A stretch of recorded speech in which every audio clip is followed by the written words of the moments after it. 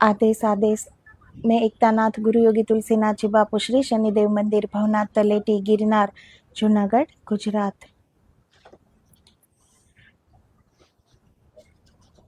होली का पर्व, कोई आज भी होली मनाएगा। 2 होली है, कल भी पूनम है, कोई कल होली मनाएगा। तो ये होली का पर्व सभी जानते हैं कि ये रंगों का त्योहार है, उल्लास का त्योहार है। ये एक पर्व है उल्लास का। तो जो पुराणों में जो लिखा है हिरण्यकश्यप और प्रहलाद जी की कथा, कि तब से ही होलिका दहन की ये रीत शुरू हुई है। लेकिन आज समझेंगे कि क्या हिरण्यकश्यप के अंत के साथ क्या ये समाप्त हो गई बात? पुराण सदा शाश्वत होता है, वहां अंत नहीं होता। पुराण सार है, वो फिर से दोहराती है बात को। जो हुआ था वो अंत नहीं था, आज भी ये हो ही रहा है। होलिका दहन, हम लोग होलिका दहन जब करते हैं, वहां जाके हाथ जोड़कर प्रणाम करते हैं, उनकी प्रदक्षिणा करते हैं और चले आते हैं। लेकिन होलिका दहन रंगों से सजा शरीर होली नहीं है, प्रेम से सजा हृदय सच्ची होली है। जिस प्रकार अग्नि में होलिका भस्म हो जाती है, वैसे ही मन का अहंकार, क्रोध और छल भी प्रेम की अग्नि में जल जाना चाहिए। हमारे यहाँ का हर एक पर्व, हर एक त्योहार हमें एक नई सीख देने के लिए आता है, लेकिन हम उसे एक पुराने त्योहार की तरह उनका उत्सव मना लेते हैं। उनके बारे में कभी सोचते नहीं है कि क्या सीखना है, इस त्योहार से क्या सीखना है। हम सिर्फ इतना ही देखते हैं कि ये इस तारीख को, इस पूर्णिमा को होली है, होली मना लो, होली पूरी हो गई, बात भी पूरी हो गई। लेकिन ये होली क्या है, हमें क्या सिखाती है, ये हम कभी नहीं सोचते। प्रहलाद नास्तिक राजा हिरण्यकश्यप के वहां जन्म लेता है। फिर हिरण्यकश्यप अपनी नास्तिकता सिद्ध करने के लिए प्रहलाद जी को नदी में डुबोता है, पहाड़ से गिरवाता है और अंत में अपनी बहन होलिका से पूर्णिमा के दिन जलवाता है। और आश्चर्य तो यही है कि वो सभी जगह बच जाता है और प्रभु के गुणगान गाता है। और तब से इस देश में होली जलाकर होलिका दहन करते हैं। यही कथा है पुराणों में कि तब से ही होलिका दहन की शुरुआत हुई। तो होलिका दहन हमारे सारे दोषों को मिटाना, दहन कर देना उसे अग्नि में। और वो कब होगा? जब हमारा हृदय प्रेम से सबर होगा। उस प्रेम की अग्नि में हमारे अंदर जितने भी दोष है उनको जलाकर मिटाना है। यही सच्ची होली होती है। असत्य को जलाकर राख होना है और सत्य की जीत, यही होता है होलिका दहन। लेकिन बहुत कम लोग होते हैं जिनको पता हो कि मेरे अंदर कितने दोष है। दोष जलाने के लिए, दोष को मिटाने के लिए, दोष को दूर करने के लिए पहले पता भी तो होना चाहिए ना कि मुझ में कितने दोष है। तो सबसे प्रथम वो स्वीकार होना चाहिए कि मुझ में अभी इतने दोष है, इतनी कमियां है, उनको जलाना है। ये सारे पावन त्योहार, ये कोई इतिहास नहीं है, ये जीवंतता है। तो इससे हमें बहुत कुछ सीख मिल सकती है अगर हम ये सोचें। लेकिन त्योहार सिर्फ हम मना लेते, खुश हो जाते हैं।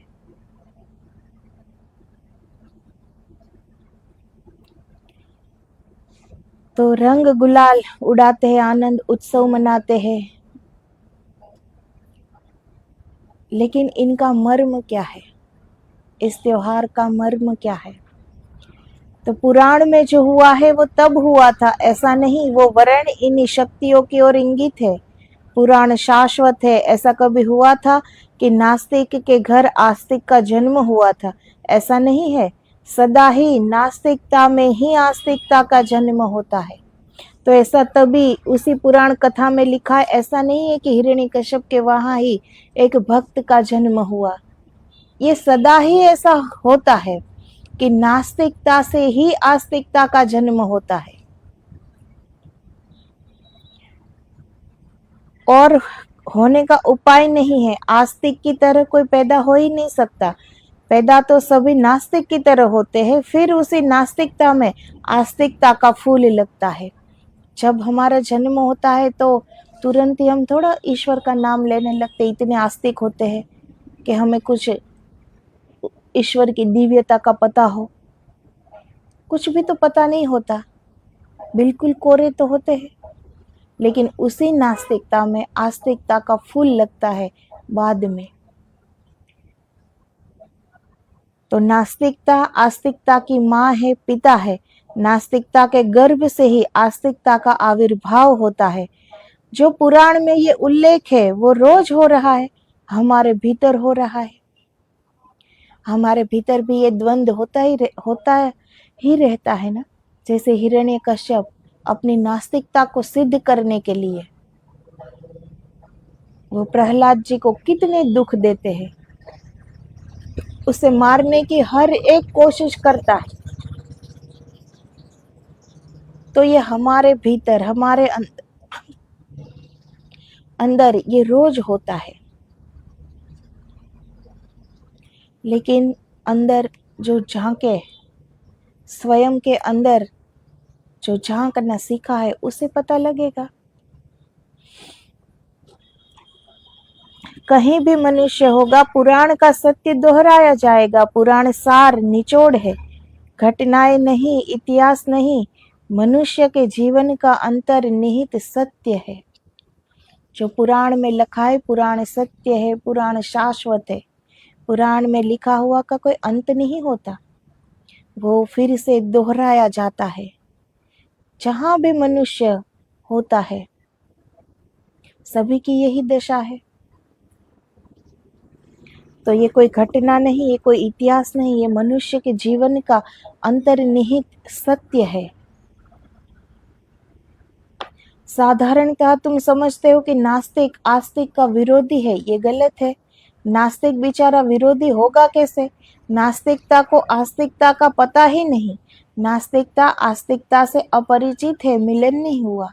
लेकिन आस्तिकता के विरोध में नहीं हो सकती नास्तिकता, क्योंकि नास्तिकता तो नास्तिकता के भीतर आविर्भाव हुई है। अब जो जितना नास्तिक है वो घृणा के पात्र नहीं है, वो बड़े दया का पात्र है कि वो जीवन के सत्य को उसने जाना ही नहीं। जीवन क्या है, ईश्वर क्या है, जीवंतता क्या है, सत्य क्या है, परिचित ही नहीं है वो। तो नास्तिकता का जो ये विरोध होता है वो सच में सत्य में तो आस्तिकता से वो विरोध कर ही नहीं सकता, क्योंकि आस्तिकता क्या होती है ये नास्तिक को पता ही नहीं होती। वो सिर्फ नास्तिक भयभीत होता है कि मेरी मान्यताएं, मेरी धारणाएं कहीं झूठी ना हो जाए, मैं कहीं झूठा ना हो जाऊं।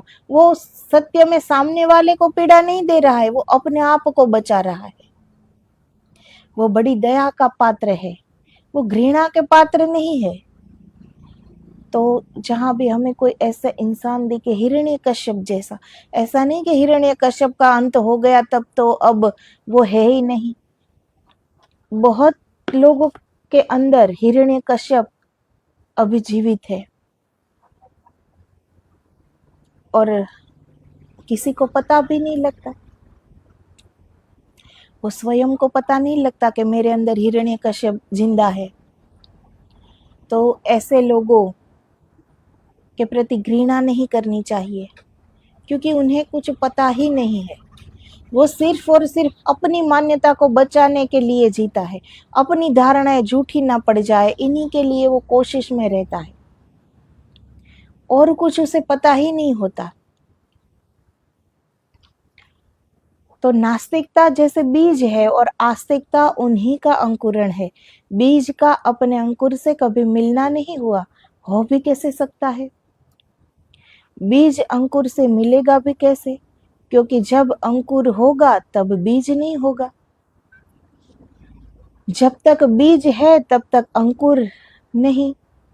तो जब तक बीज होता है तो उसमें अंकुर नहीं फूटता, और जब अंकुर फूटता है तो वो बीज नहीं रहता।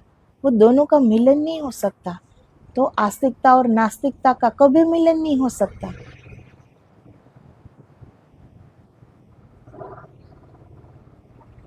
अंकुर तो तभी होगा जब बीज टूटेगा, मिटेगा और भूमि में खो जाएगा, तब अंकुर होगा। अंकुर कब फूटता है? कि बीज टूटेगा और भूमि में खो जाएगा, वो मिट जाएगा, तभी उनमें से अंकुर फूटेगा। ये एक नया जीवन है, इसे मिटना नहीं कहते।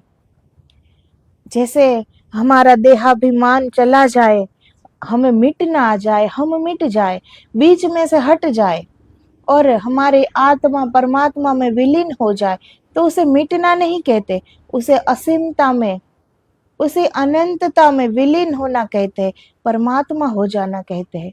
तो फिर इसे मिटना कैसे कहे?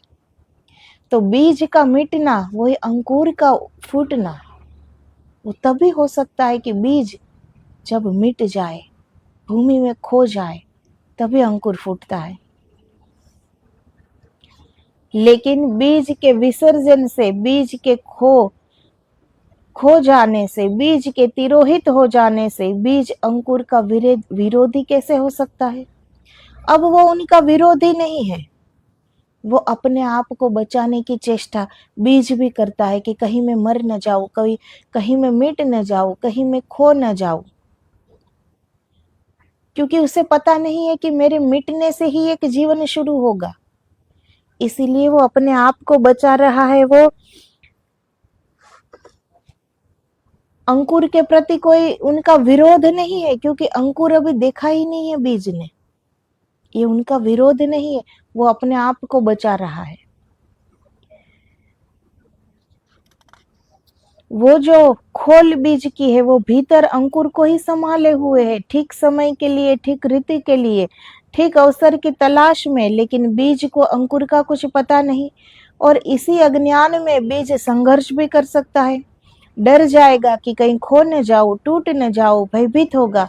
उसे पता नहीं उसी के मिटने से महाजीवन का सूत्र उठेगा। उसे पता नहीं उसी के राख से फूल उठने वाले हैं।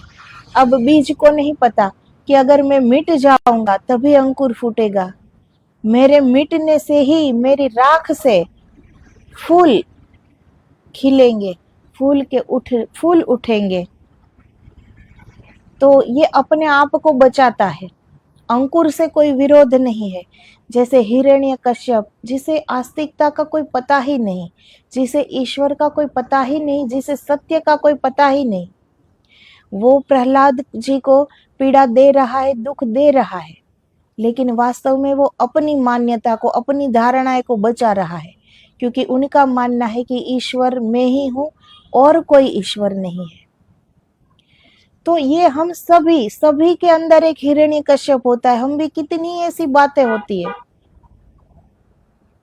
कि हम अपने आप को बचाते हैं कि हमारी मान्यता कहीं झूठी ना हो जाए, हमारी धारणाएं कहीं झूठी ना हो जाए, आज तक जो हम जी रहे हैं वो कहीं झूठा ना हो जाए।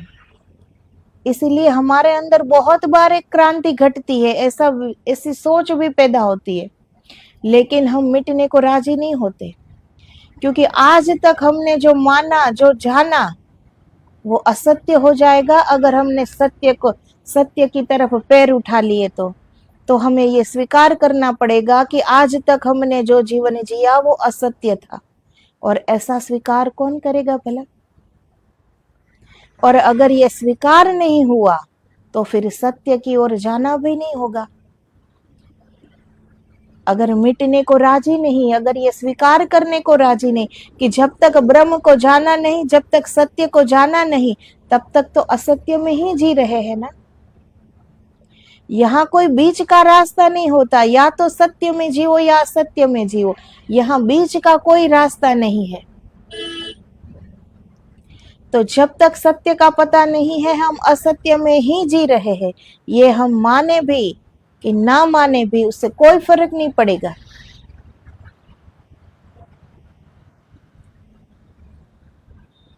तो बीज संघर्ष करता है, अपने आप को बचाता है। क्यों? क्योंकि उसे पता नहीं है कि मेरे मिटने से कितनी बड़ी क्रांति घटेगी, मेरे मिट जाने से ही अंकुर फूटेगा, मेरे मिट जाने से ही फूल खिलेंगे।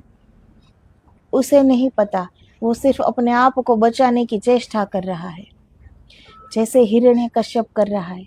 सबको दिखाई तो ये दे रहा है कि वो प्रहलाद जी को पीड़ा दे रहा है, वास्तव में वो पीड़ित है।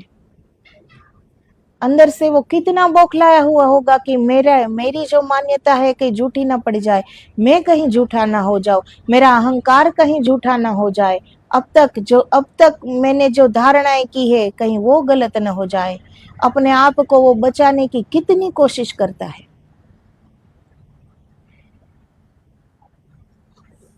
तो ये स्वाभाविक है कि अज्ञान में हिरण्यकश्यप वो पिता है, पिता से ही पुत्र आता है, पुत्र पिता में ही छिपा है, पिता बीज है, पुत्र उसी का अंकुर है। हिरण्यकश्यप को भी पता नहीं कि मेरे घर भक्त पैदा होगा। अब हिरण्यकश्यप को पहले से तो नहीं पता होगा, उसे मालूम ही नहीं कि भक्त क्या होता है, आस्तिकता क्या होती है, उसे मालूम ही नहीं है। तो फिर ऐसी सोच भी तो उनके अंदर नहीं होगी। सोच भी नहीं सकता कि मेरे प्राणों से आस्तिकता जन्मेगी, उसकी कल्पना भी नहीं कर सकता। लेकिन प्रहलाद जी जन्मे, हिरण्यकश्यप से जन्मे वो भी। तो ये बात हमें क्या सिखाती है कि नास्तिकता से ही आस्तिकता का जन्म होता है। लेकिन वो स्वीकार करनी पड़े नास्तिकता तब, अगर हम अपने आप को पहले से ही बहुत बड़े भक्त समझने लगे, कि बहुत बड़े ज्ञानी समझने लगे, तो फिर कभी अंकुर नहीं फूटेगा, कभी फूल नहीं खिलेगा, कभी जीवन में जीवंतता नहीं आएगी। क्योंकि वो हम बिल्कुल झूठे भ्रम से ग्रसित है कि हम सब जानते हैं। क्या जानते हैं हम? कभी गौर से देखा है एक फूल खिलने को? कभी गौर से देखा है नदी का बहने को? कभी उनका संगीत सुना है? कभी इन पहाड़ों को देखा है? इस प्रकृति से कभी परिचय हुआ है? प्रकृति की हर चीज में उस सर्जनहार मौजूद है। अगर वो देखने का हमारा नजरिया हो, हमारी आंख हो, हमारी ऐसी दृष्टि हो, हमारी ऐसी सोच हो, तो हर ईश्वर के हर सर्जन में ईश्वर की मौजूदगी हमें दिखाई पड़ेगी। हम देखना चाहे तो हम ये कहे कि ये तो छोड़ है तो फूल खिलेंगे, इसमें कौन सी नई बात है? तो जीवन का आनंद कभी नहीं मिल पाएगा, ना सत्य जान पाएंगे। लेकिन उस फूल को खिलते हुए देखो, उस कली से फूल बनते हुए देखो। एक दिन की जिंदगी फूल की कितना सीखा जाती है। कांटों के बीच गुलाब का फूल जब खिलता है, तो पीड़ाओं के बीच भी हम हम सुगंधित क्यों नहीं रह सकते? जब कांटों के बीच गुलाब परोपकार कर सकता है, एक ही दिन का जीवन है फिर भी कितनी सुगंध बिखेर जाता है। गुलाब को जो छू भी जाता है उनके हाथ भी सुगंधित हो जाते हैं। अभी वो बगीचा दूर हो तब से उस फूल की सुवास उठने लगती है। कितनी वो सुवास छोड़ता है, कितनी सुगंध छोड़ता है, कितनी जीवंतता है एक पुष्प में। क्योंकि वो अपने असल स्वरूप में है, जैसा परमात्मा ने बनाया। और हम हम भी तो परमात्मा की इस वाटिका के हम भी तो पुष्प है, लेकिन हम न खिल पाए, न सुगंध बिखेर पाए, क्योंकि हम ईश्वर के इस पुष्प से अन्यथा होने की चेष्टा में रहते हैं हमेशा। इसीलिए हम वो फूल नहीं बन पाए। लेकिन फूल ने अन्यथा बनने की कोशिश नहीं की। जैसा ईश्वर ने बनाया वैसा ही नया नया, ऐसा ही कोमल, ऐसा ही ताजा वो बना रहा। इसीलिए उसमें कोई दोष नहीं था। कांटों में भी खिल गया, कांटों में भी सुगंध बिखरा गया। एक दिन का जीवन था और हमारा कितना जीवन है। लेकिन हम हमारे लिए जीवन जीते हैं और फूल और सब के लिए सुगंध बिखरा गया। हमें सिखा गया कि जीना कैसे होता है। लेकिन हमें पता ही नहीं है। बस छोड़ है तो फूल उगेगा, इसमें नई बात क्या है। कभी नजर भर के देखे तो पता चले ना। ईश्वर प्रकृति की या हर एक चीज पर उस ईश्वर की मौजूदगी हमें दिखाई देगी अगर हम उसे ऐसी नजर से देखें, उसे सोचे। तो उस सर्जन में वो सर्जनहार जरूर दिखाई पड़ेगा, क्योंकि वो मौजूद है यहाँ हर जड़ हो या चेतन हो, सृष्टि के कण कण में परमात्मा मौजूद है।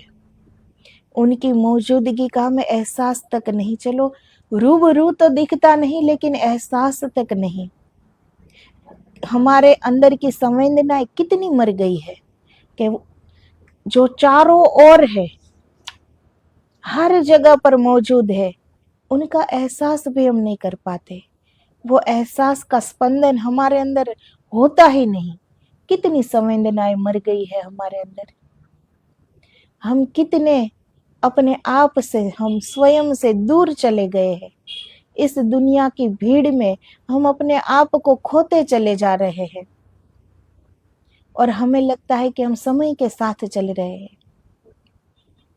ये हमें पता भी नहीं कि हम खोते जा रहे हैं। इस बात का हमें गर्व रहता है कि हम समय के साथ चल रहे हैं।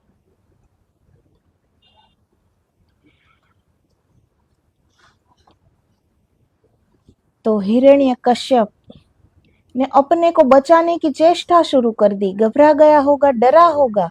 एक छोटा सा अंकुर था प्रहलाद। इससे डर भी क्या था, फिर वो अपना ही था। उससे भय क्या था। लेकिन जीवन भर की मान्यताएं, जीवन भर की धारणाएं दांव पर लग गई।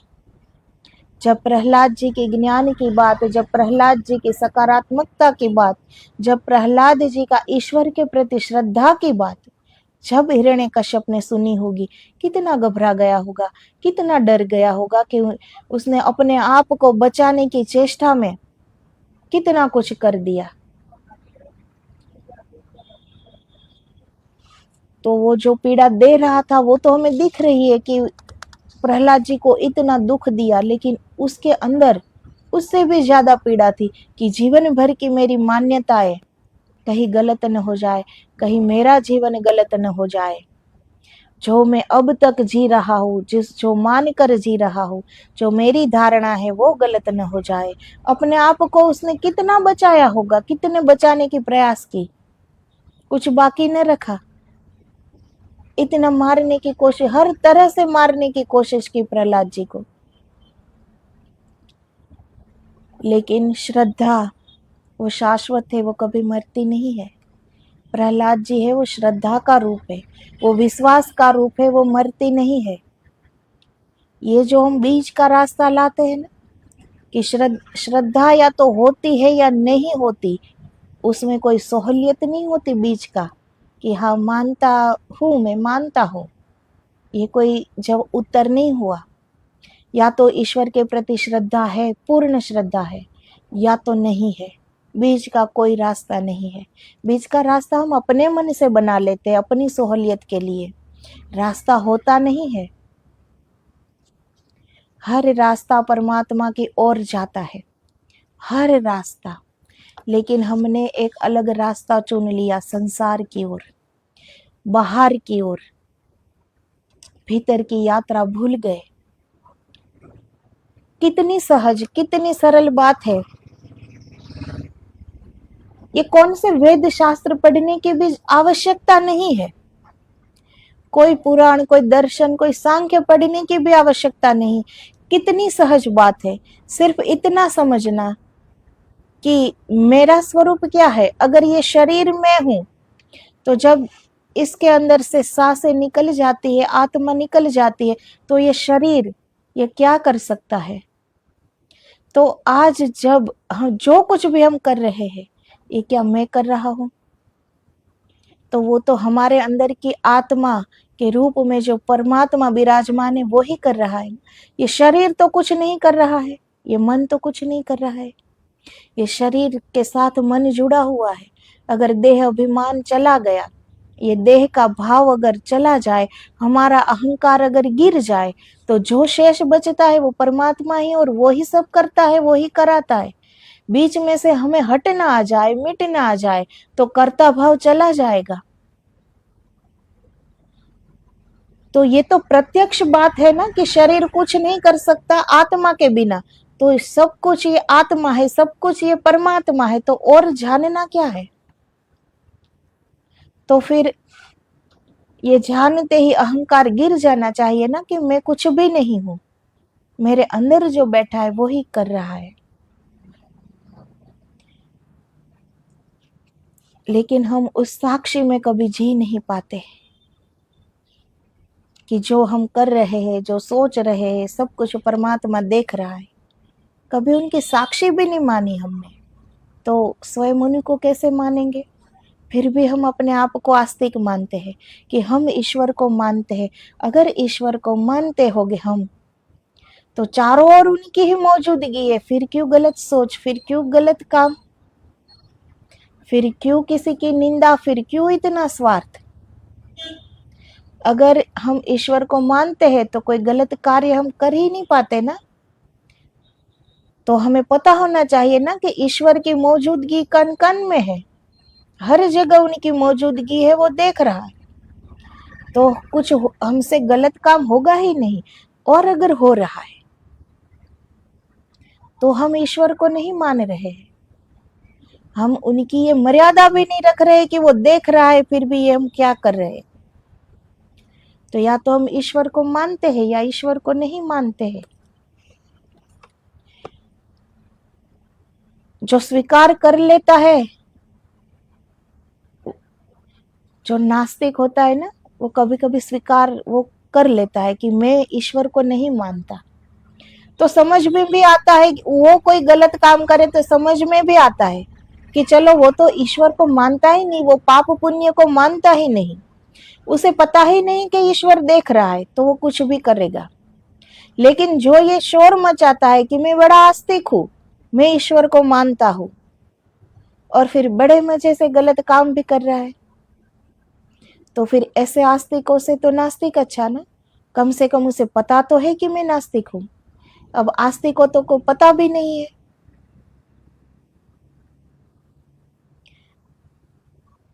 तो ये सोचना चाहिए हमें कि हमारा जीवन किस राह पर चल रहा है। आखिर हम ईश्वर को मान रहे कि सिर्फ बात कर रहे हैं।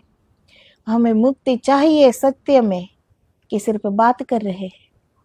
आखिर सत्य में हमें क्या चाहिए। कोई भी अगर क्रांति घटी ना अंदर, तो तुरंत हम अपने आप को बचा लेंगे कि नहीं नहीं, अभी ये क्या, अभी कौन मुक्त होना चाहता है। अभी तो घर परिवार है, कुटुंब है, धन संपत्ति मान प्रतिष्ठा है, कौन मुक्त होना चाहता है। ये सिर्फ बातें हो सकती है। ये बहुत विरल आत्माओं का काम है जो सही में मुक्ति को चाहता है।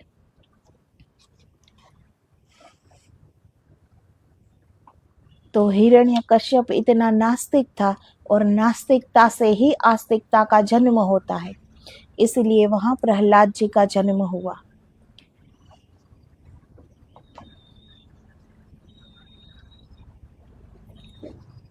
तो अभी भी ऐसा ही हो रहा है समाज में, हम चारों ओर देख रहे हैं। अपने आप को हम बचाने के लिए कोई सही बात हमारे मन में भी आ जाए ना, तो आज तक जो नहीं किया, नहीं सोचा, हम तुरंत उस बात को दबा देंगे, क्योंकि हमारा अहंकार हमें वो बात मानने नहीं देगा। कि आज तक जो हम जिए वो ही बराबर है, हमारी मान्यता वो ही बराबर है, वो ही सही है। वर्तमान में अतीत से छुटकारे की चेष्टा है। अतीत पिता है, वर्तमान पुत्र है। बीते कल से तुम्हारा आज पैदा हुआ है। बीता कल जा चुका, फिर भी उसकी पकड़ गहरी है। अब अगर हम सोचे तो यही है ना, अतीत वो पिता है, अतीत चला गया, लेकिन वर्तमान में भी क्या सच में अतीत चला गया है? उसकी पकड़ कितनी गहरी है? क्या हम कुछ अतीत का भूल सकते हैं? हमने सब कुछ तो पकड़ा हुआ है और बात करते हैं मुक्ति की। कितने आश्चर्य की बात है। हमने सब कुछ पकड़ा है, बंधन में हम बंध गए हैं। हमारा ये हमेशा से स्वर रहा कि कोई आओ और हमें बांध दो। हम हमेशा बंधने को राजी हुए हैं, हम मुक्ति के लिए कभी राजी हुए ही नहीं। लेकिन इस बात का हमें पता भी नहीं कि हम बंधने को तो राजी हो जाते हैं, हम मुक्त होने के लिए राजी नहीं होते कभी भी, क्योंकि हमें अकेले रहने से डर लगता है। हमें जीने के लिए एक भीड़ चाहिए, हम अकेले नहीं रह सकते। हर वक्त एक भीड़ का होना आवश्यकता है हमारे जीने के लिए। तो जो अतीत है वो पिता है, पुत्र वर्तमान है, लेकिन बड़ी गहरी पकड़ है। अतीत हमसे छूटेगा नहीं, हम उसे पकड़े हुए हैं। और यही द्वंद्व है कि हमें आज में जीना नहीं आता, इस पल में जीना नहीं आता। या तो जो बीत चुका उसका पछतावा करते हैं हम, या फिर तो जो कुछ आया नहीं उसके सपने देखते हैं।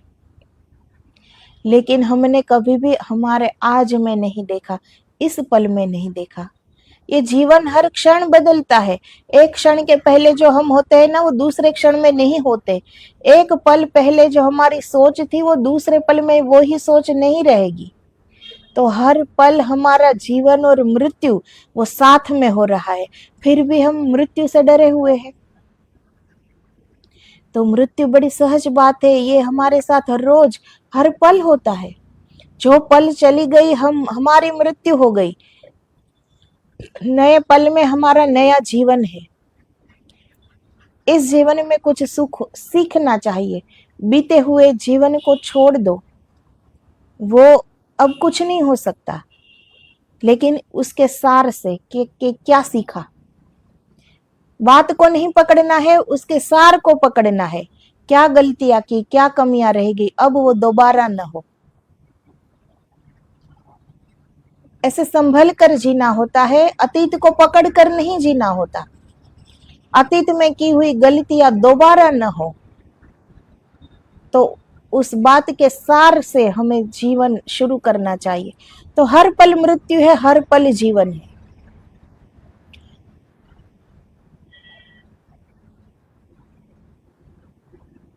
विदा हो चुका, अतीत विदा हो चुका, फिर भी तुम्हारी गर्दन में उसकी फांस है। तुम उससे छूटना चाहते हो कि अतीत भूल जाए, विस्मृत हो जाए, पर अतीत तुम्हें ग्रसता है, पकड़ता है। वर्तमान अतीत के प्रति विद्रोह है, अतीत से ही आता है वर्तमान। हर बेटा बाप से बाहर जाने की कोशिश करता है। अब ये हर घर में सबने देखा होगा। हर संतान यही समझती है कि माँ बाप को क्या पता है, वो तो पहले के जमाने के हैं, उन्हें क्या पता है, उससे तो हम बड़े होशियार है, बड़े समझदार है। आज की ऐसी कौन संतान है जो मानेगी कि मैं अभी इतना नहीं जानता जितना पिता जानते होंगे। पिता ने पूरी जिंदगी जी है, कितने अनुभव हो गए उनके पास जीवन के। लेकिन आज हर संतान यही मानती है कि माँ बाप को क्या पता चले, वो हमारे जितने समझदार थोड़ी है, उसे क्या पता जीवन के बारे में। यही समझते हैं सब। इसीलिए एक अन्न का विद्रोह, वो भले मुंह से न कहे, शब्दों से न कहे, लेकिन हर बेटे के अंदर एक विद्रोह होता है अपने बाप के ऊपर। पिता जो समझाते हैं वो जीवन का सार होता है, वो उनका अनुभव बोलता है। लेकिन पुत्र नहीं समझेगा वो। तो ये घर घर की कहानी है।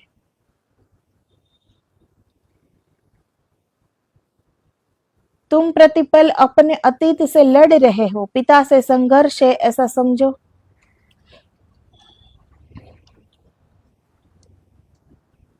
तो हिरण्यकश्यप कितना बलशाली रहा होगा। वो बलशाली है, प्रतिष्ठित है, सब ताकत उसके हाथ में है। प्रहलाद की सामर्थ्य क्या है? नया नया उगा अंकुर है, कोमल अंकुर है। सारी शक्ति तो अतीत की है, वर्तमान तो अभी अभी आया है। पर मजा यही है कि वर्तमान जीतेगा और अतीत हारेगा। हम जो वर्तमान में जीने की जो कोशिश करें ना, इसी पल में अगर हमारा वर्तमान जो सुधर गया तो भविष्य सुधरने वाला ही है। अगर हमारा आज अच्छा हुआ है तो कल अच्छा ही होगा। आज हमने अच्छा किया है तो कल अच्छा ही होगा। आज हमने कोई जमीन में कुछ बीज बोए हैं तो कल उनका वृक्ष होगा ही, ये तय बात है।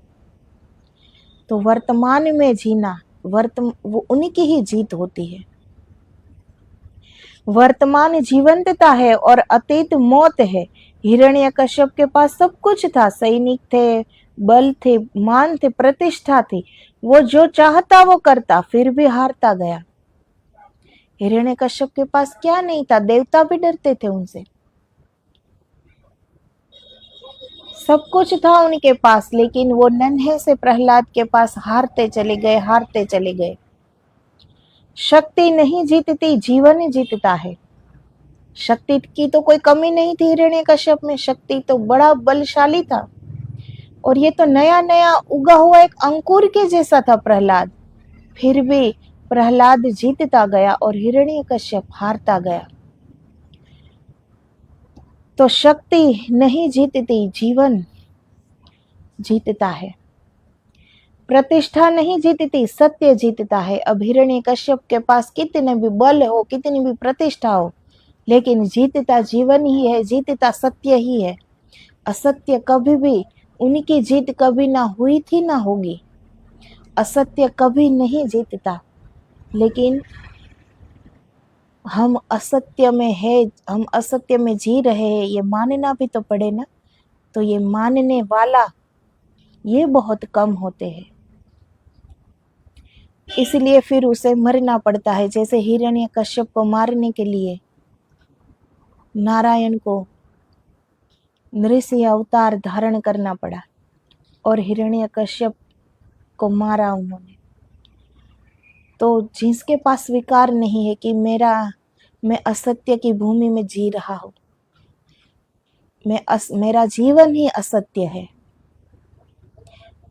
उसका फिर कोई हल है ही नहीं, फिर उनकी मृत्यु ही होनी है। तो प्रतिष्ठा नहीं जीतती, सत्य जीतता है। जब तक तुम्हारे मन में संदेह है, हिरण्यकश्यप हो, हमारे मन में जब तक संदेह है ना, तब तक हम सब हिरण्यकश्यप हमारे अंदर जिंदा ही है, जीवित ही है।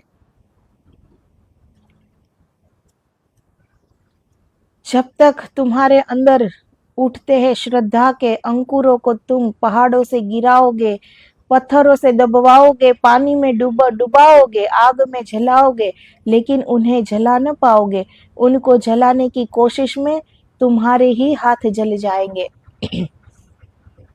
हमारे अंदर श्रद्धा, जैसे प्रहलाद जी श्रद्धा का रूप है, वो श्रद्धा हिरण्यकश्यप ने मारनी चाहिए, दबानी चाहिए, पर्वत से, पहाड़ से गिरानी चाहिए, पानी में, नदी में डुबानी चाहिए।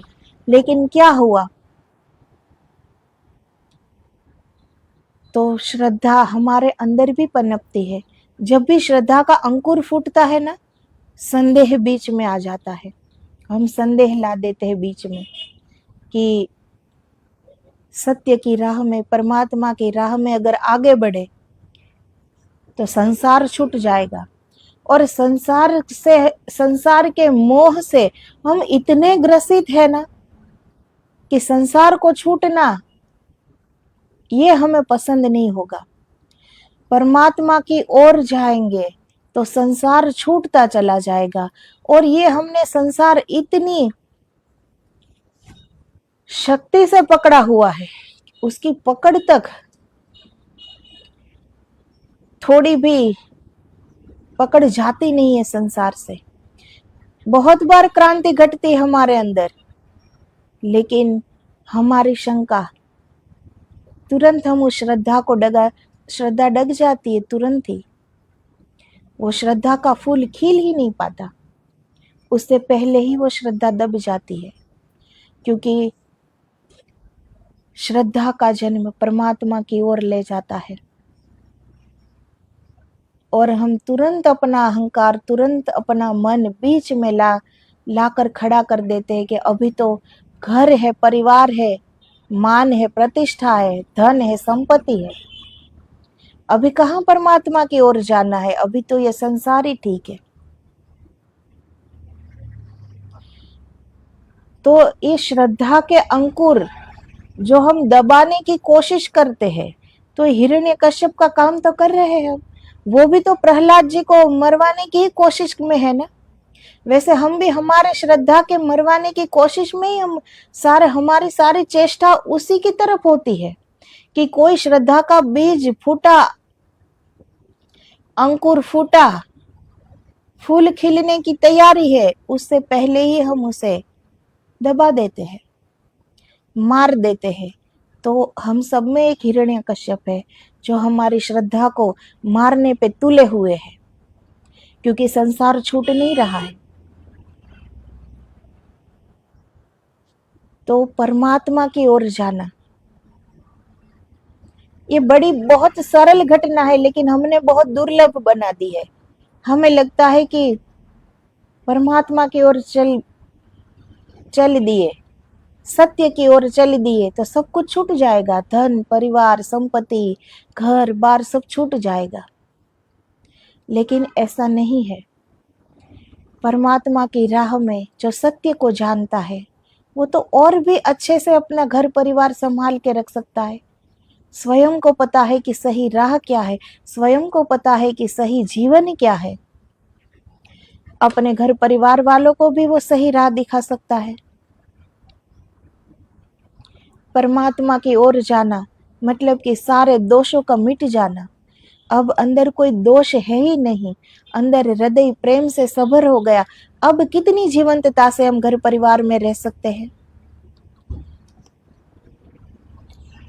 ऐसा थोड़ी है कि परमात्मा के रास्ते पर जाओ तो सन्यासी हो जाओ, साधु महात्मा हो जाओ, घर बार परिवार छोड़ दो। जिस भी स्थान पर सत्य को जाना, वहीं तुम हो गए महात्मा। आत्मा को जान लिया, फिर जानने को शेष क्या बचा। लेकिन ये जो आगे की पीछे की हम सोचते हैं ना, हमारा घर परिवार, हमारी मान प्रतिष्ठा, हमारा संसार, तो ये जो हमारे संसार के प्रति हमारी जो पकड़ है, वो हमारी श्रद्धा को कभी फूल नहीं बनने देती, उससे पहले ही दबा देते हैं। कितनी बार ही तुम्हारे मन में श्रद्धा का भाव होता है, संदेह झपट के पकड़ लेता है। कितनी बार तुम किनारे किनारे आ जाते हो, छलांग लगा नहीं, संदेह पैर में जंजीर बन के रोक लेता है। क्या कर रहे हो? कुछ घर बार की सोचो, कुछ धन संपत्ति प्रतिष्ठा की सोचो, क्या कर रहे हो? अब अंदर से उठा है ये जो तड़प है ना हमारे अंदर, ये हमारी आत्मा की तड़प है। वो परमात्मा से मिलन चाहती है, और हम क्या करते हैं? हम यहाँ दूसरी चीज पर निर्भर हो जाते हैं कि ये गाड़ी बंगला, इतना धन संपत्ति, इतना सुख हमारे पास होगा तो हमारी ये तड़प शांत हो जाएगी। वास्तव में ये तड़प नहीं है, ये हमारे आत्मा की, ये हमारे अंदर की एक तड़प है कि आत्मा को परमात्मा से मिलना है। तो हमें जीवन इसीलिए मिला है कि इस आत्मा को हम परमात्मा में विलीन कर दे, एक कर दे। लेकिन हम इस आत्मा से बड़ी दूर चले गए, क्योंकि उस परमात्मा से भी प्यारा हमें संसार लगा। फिर पूरी जिंदगी संसार को छोड़ने की बात भी करते हैं, फिर पूरी जिंदगी ये संसार एक बंधन है ऐसी बात भी करते हैं, लेकिन छोड़ना नहीं चाहते। बंधन तो कहते हैं लेकिन छोड़ना नहीं चाहते। पता है कि ये बंधन है लेकिन मुक्त होना नहीं चाहते, क्योंकि ये बंधन अब रास आ गया। कितने जन्मों से, न जाने कितनी बार जन्म लिया होगा हमने इस धरती पर। आत्मा का तो नाश है नहीं। इस आत्मा ने इस शरीर रूपी वस्त्र को कितनी बार धारण किया होगा। अब इस संसार में हम रस बस गए, क्योंकि परमात्मा से बहुत दूर हो गए। अब जो प्रत्यक्ष दिख रहा है वो ये संसार दिख रहा है हमें, वो हमें हमारी आंखों से ही प्रत्यक्ष हम देख रहे हैं कि हमारे पास ये सब कुछ भौतिक चीजें होगी तो ये हमारा सुख है। उस सुख की, भले ही वो सुख की अनुभूति 2-5 मिनट हो, लेकिन वो सुख हमें दिख रहा है। और जो हमारे अंदर परम सुख है वो हमें दिख नहीं रहा है, और हम सदियों से उनसे दूर हो गए, इसीलिए उनका एहसास भी नहीं है कि परम सुख कैसा होगा। इसलिए जो दिख रहा है सुख, उनके पीछे हम पागल हुए फिरते हैं। इस संसार में कोई भी सुख हो, क्या वो शाश्वत है? क्या वो टिक सकता है? जो सुख अगर टिक ही नहीं सकता, उस सुख के पीछे पागल होने का फायदा क्या?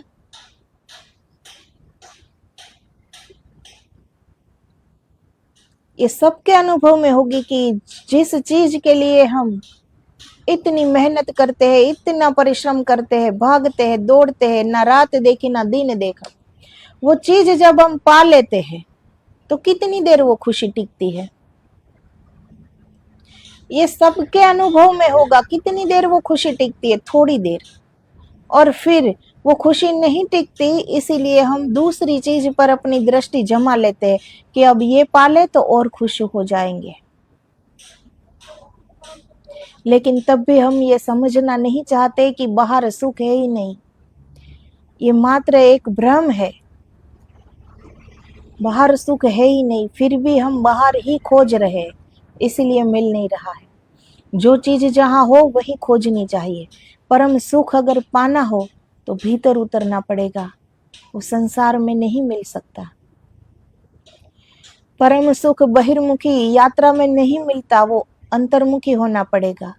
वो परम सुख हमारे अंदर है, फिर भी हम छोटी छोटी खुशियों के लिए न जाने कितने जन्मों से भाग रहे, कितने जन्मों से हम ये कोशिश कर रहे कि ये सुख हमें मिल जाए, जबकि परम सुख, वो दिव्य सुख हमारे ही भीतर है। लेकिन हमें उसका तिनका भर भी पता नहीं।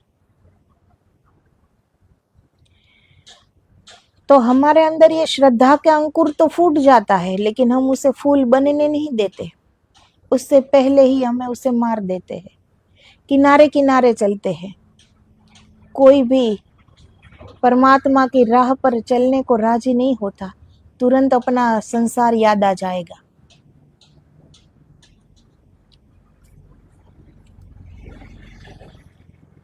सोचो क्या कर रहे हो, पैर झुक जाते, सोचते हो कल कर लेंगे, इतनी जल्दी क्या है?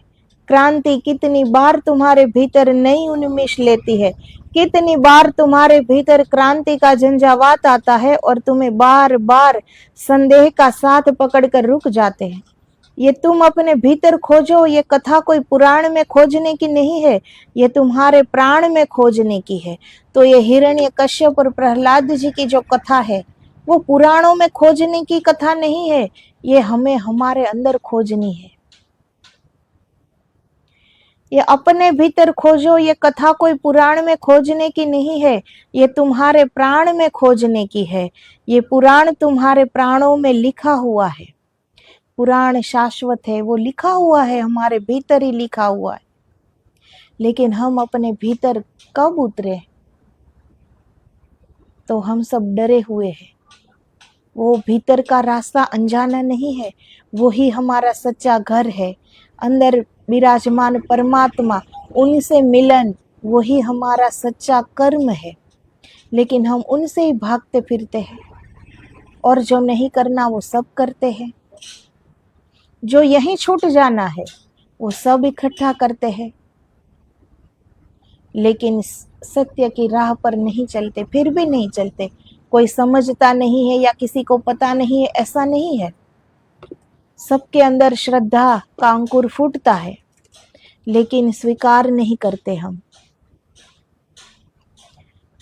तो होली का ये पर्व, ये सिर्फ हिरण्यकश्यप और प्रहलाद जी की कथा नहीं है, ये हमारी भी कथा है। अज्ञानता का अंधकार को मिटाने की ये दिन है, कि हमारे अंदर के अज्ञान का जो अंधकार है उसे हम जला पाए, मिटा दे, उसे खत्म कर दे, और ज्ञान का प्रकाश जले। उसी अग्नि में, प्रेम की अग्नि में हम अपने सारे दोषों को जला पाए। यही होली का महत्व है। एक नए जीवन की शुरुआत, एक नए रंग की शुरुआत, एक नए आनंद की शुरुआत, एक नए उल्लास की शुरुआत। जब सारे दोष हम जला देंगे, मिटा देंगे, तो एक नई जीवंतता आएगी जीवन में, एक नई राह सत्य की ओर, परमात्मा की ओर।